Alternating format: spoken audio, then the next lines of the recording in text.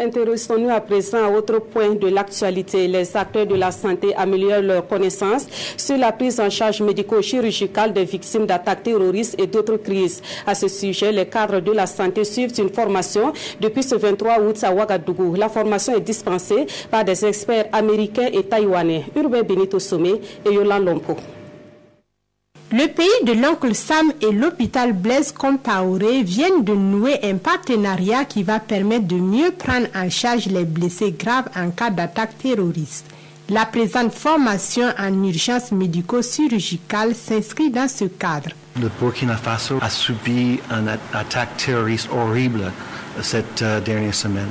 On va augmenter nos capacités pour faire face à ce défi qui nous a touchés tellement récemment. Et c'est ça le travail qu'on va faire ensemble en partageant les meilleures pratiques et ici ce que nous avons appris ailleurs. C'est un échange donnant-donnant. Et c'est à travers cet échange que tout le monde va être mieux préparé pour faire face à ce défi.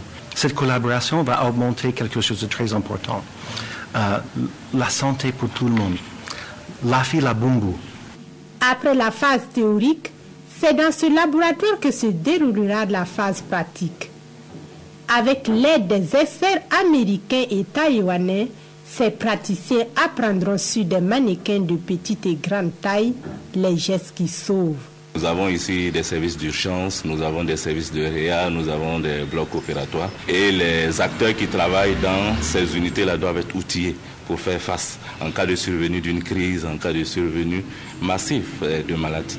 Ils seront formés notamment sur la réanimation, sur les différentes modalités d'intubation des malades, surtout les intubations difficiles parce que c'est là où le pronostic vital est engagé. Au sortir de cette formation spécifique, la réanimation cardio-pulmonaire n'aura plus de secret pour eux.